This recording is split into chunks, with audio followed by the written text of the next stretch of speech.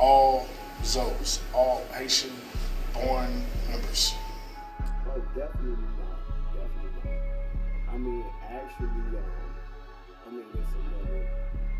it'll be another segment too about the person I'm going to speak about. But actually, G-Chop, one of the rappers that was in the Zoe group, he actually was a homie. Like, they one homie, you feel me? He's one of the ones, that is actually from Sable Palm, ran with the homies in Sable Palm. He American born, straight American. You feel me? We had homies. You gotta understand, you already know Miami like the melting pot. Miami is diverse.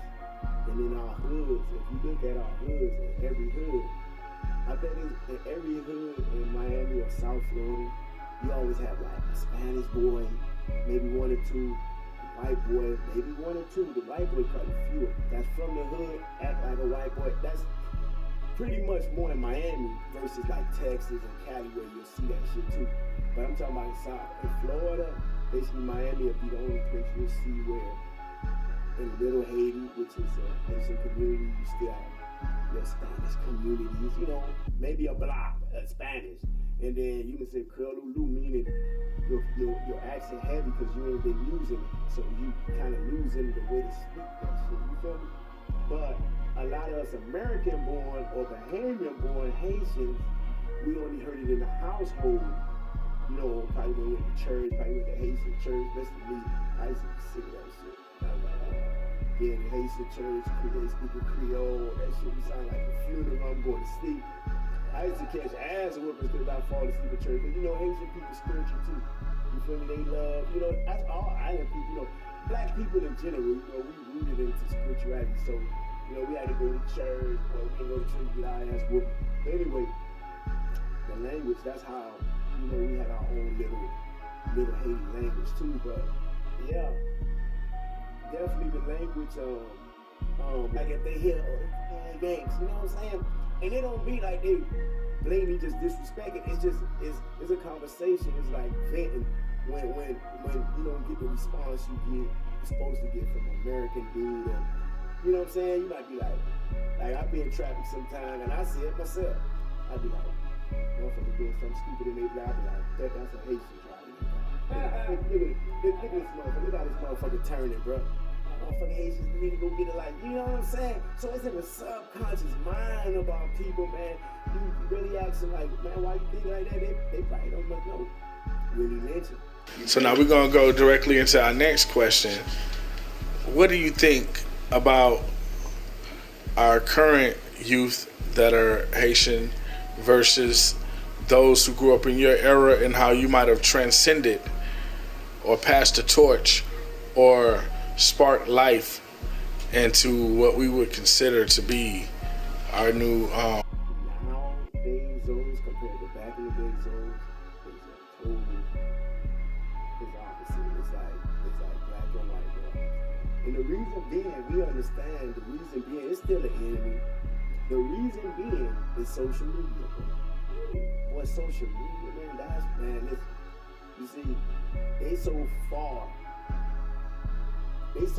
on us with information, and most of it is due to slavery. People don't want to talk about, black folks don't want to talk about slavery, but there's an apparatus that was used that got us fucked up today. And if you don't know what happened to you in the past, they always say, what the past, man? What the shit gonna do for me now? Motherfucker, if you don't got knowledge of your past, you don't know why you're in your current situation. And you definitely ain't gonna know how to propel into the future. So that's why your motherfucking history is important. You feel me? If we was all on our shit, we wouldn't been in the situation we in. But listen, our people been hitting the head, like they say, we've been hitting the head, thrown in chest, right? Drove to the wicked west and buried in the shadowy grave of ignorance, bro. Once we come out here to this side here, man, they lose their culture, they lose their language, man, just like they did us in Africa, right? When they kidnap us, they colonized the ones on the island. But when they sell to Jamaica and Haiti and all that, see this what the Americans don't understand, because guess what? They don't want to learn their history either, because what? Y'all been broke right here in America. They took the information from you. You don't know who you are, so you definitely don't know who your brother is. They don't even understand that. I'm gonna tell you what the American brothers, on average, don't know. You got a few enlightened brothers right here in America. I dudes in prison too. That was one of the greatest institutions I've been to, prison, because I learned a lot. But a lot of them guys don't even understand that through the transatlantic slave trade, the black people from the Ivory Coast, which all the slaves coming from, the black people from the Ivory Coast that got brought to America, those set of slaves, or those tribal people that they set aside and brought to America, they was already broken. They was broken. They was ready to put them on plantations, put them all on plantations, and work them. They didn't have to worry about the breaking process not being successful. The ones that got sent to the Caribbeans, and that's why, see, the black American don't understand why y'all different. Y'all ain't different as far as this. Y'all different because the plight was different. Y'all took a different turn. You know, us as a people, we suffer. Not everybody no rebel. So yes, we had some soldiers that went all the way out. We had black people diving off the ships themselves, saying they ain't finna go experience no slavery in America. When them ships was coming through, the good ship Jesus and all the Santa Maria, the Pinta Maria, all them slave vessels. We know about it if you know your history. See, that's why we need to know our history so you can know who really the enemy. Right now, we our own enemy because we uneducated, right?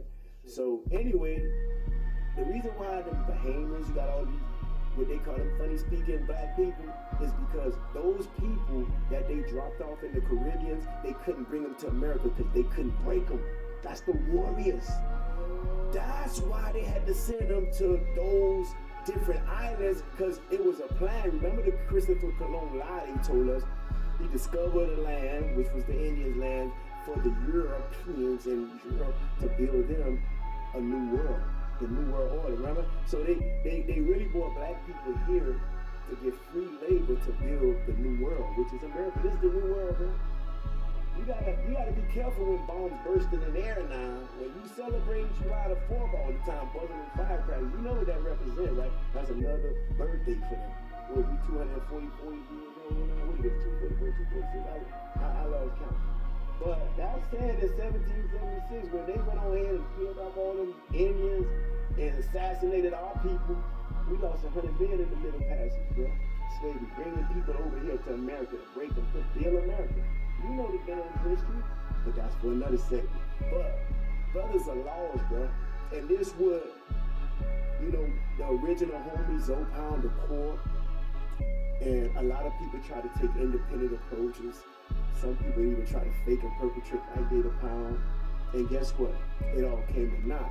Cause see, they looked at it in the physical, the shit that we was doing. But this shit was a spiritual movement, bro. This shit got an ancestral legacy to it. You know, if you know about Haiti history, man, you know why the people in the situation they in now. They defeated one of the best armies in the time. French, Napoleon is all. You know what the fuck Napoleon did all over the world, bro? That's who defeated that European. Haiti. That put a dent in that European, that powerhouse. They had the British. Remember, it was the British, the Spanish, and the French. They had the biggest army. They the one that controlled the slave trade, bro. So them rebel-ass Jamaican, you see they be into their Rasta France. Selassie, what Selassie I supposed to have demonstrated for the Rasta France? Repatriation back to Africa. What you think Africa Unite? What you think Martin was on? Emancipate yourself from mental slavery, bro. No one else gonna free your mind. Yeah, that's what redemption songs is, bro. You know what Zion was in Africa, bro? Them boys was on a movement. Marcus Garvey said Africa for Africans, bro. They don't teach us that. But you got some Zoes that knew about that, bro. You got some Zoes that knew about that, boy. And in that, I'm one of them motherfuckers, bro, that, you know, the world ain't see yet, because guess what? Babylon was still ruling, you know. It was in my subconscious mind to still try to get it for the team. So I ended up with a bad beef. I ended up with a bad bid, you know. I had to bring 15 years for these folks.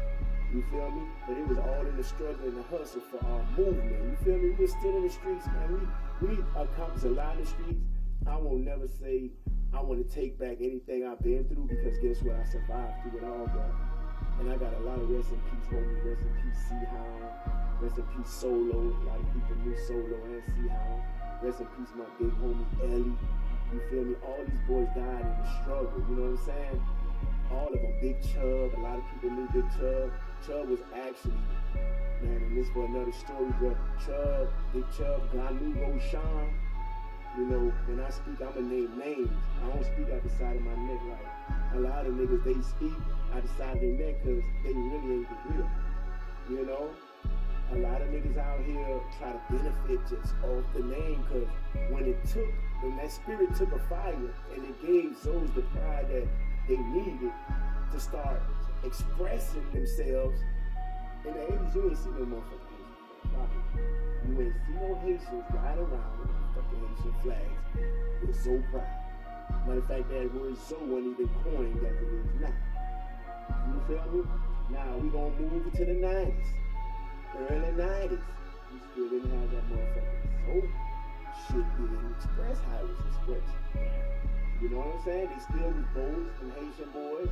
Now, within the Haitian culture, you had Haitians that would call each other Zo. You know what I'm saying? Or Zodi. Zodi means hard bones. Americans right here in America used to always equate the Haitians to Africa. That's how strong the genes is. If you look at it, look at one of the real solid Haitians from the mountain in Haiti. The rebel, right? You gotta understand, those was the rebels that came from Africa. They had to get dropped to Haiti, Jamaica, all the Caribbean, Bahamas, all of them. All of them was the rebellious slaves. Haiti got enough of rebels. That's why they cannot elevate as a nation, because you gotta understand, the conscious ones, or the Africans that ran villages, what they would call elders back in them days, you know, that's why the Rastafari, they said elder. There's elders in their nation. They still have the same system like ancient Africa, you know?